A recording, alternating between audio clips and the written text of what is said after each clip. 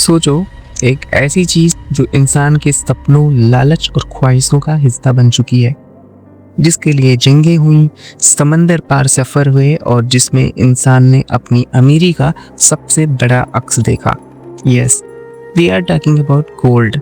जी, हमारा सोना। Welcome to soul scribbles. आज हम ले चलेंगे आपको एक ऐसे सफर पे जो 6000 साल पहले शुरू हुआ और अब तक जारी है। जी, गोल्ड का सफर। गोल्ड का सबसे पुराना रिकॉर्ड इजिप्ट में मिलता है, लगभग 3100 BC में। इजिप्शियंस के लिए गोल्ड सिर्फ एक धातु नहीं बल्कि रा देवता का प्रतीक था। वो मानते थे कि गोल्ड इमॉर्टल है, कभी खत्म नहीं होता, बिल्कुल उनके देवता की तरह जो हमेशा चमकता रहता है। मिस्र के फिरौन ने अपने क्राउन्स, ज्वेलरी और कॉफिन्स में गोल्ड का हैवी यूज किया।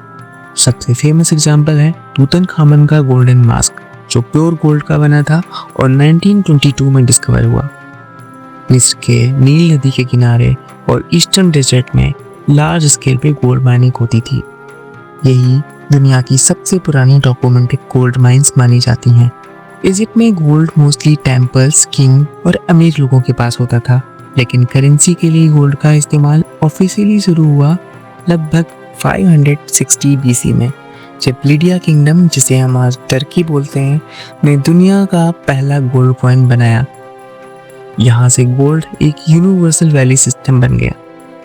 इंडिया का गोल्ड से प्यार इनसेंट है। हड़प्पा और मोहनजोदारो की खुदाई में फाइनली क्राफ्टेड गोल्ड ज्वेलरी मिली। वैदिक काल में गोल्ड को हिरण्य कहा जाता था। ये शुद्धता और समृद्धि का प्रतीक माना जाता था। महाभारत में भी इसका जिक्र मिलता है। मेडिवियल पीरियड में मुगल एम्परर्स ने गोल्ड के सिक्के बनाए, जैसे अकबर का मोहर। ब्रिटिश एरा में भी गोल्ड एक इकोनॉमिक बैकबोन था। आज इंडिया गोल्ड का दुनिया में सेकेंड लार्जेस्ट कंज्यूमर है, मोस्टली ज्वेलरी, वेडिंग्स और इन्वेस्टमेंट्स के लिए। अब सवाल आता है, क्यों महंगा होता जा रहा है? गोल्ड के महंगा होने के पीछे कई बड़े कारण हैं। सबसे पहला, लिमिटेड सप्लाई।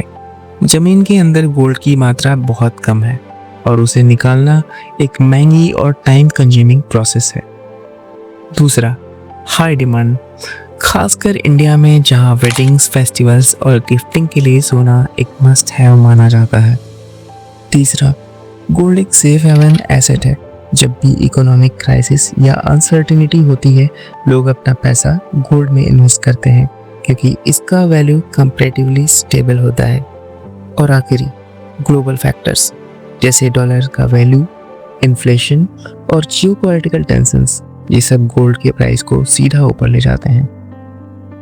गोल्ड सिर्फ एक चमकदार मेटल नहीं है, एक कहानी है सिविलाइजेशन की। इजिप्ट के देवताओं से लेकर इंडिया के शादी मंडप तक गोल्ड ने हमेशा अपनी एक अलग जगह बनाई है। और शायद इसीलिए चाहे हम स्पेस में चले जाएं या AI का जमाना आ जाए, सोना हमेशा दिलों में रहेगा और अपनी कीमत बनाए रखेगा। मिलते हैं फिर अगले एपिसोड में एक और टाइमलेस स्टोरी के साथ। Till then, scribble your soul and keep shining like gold.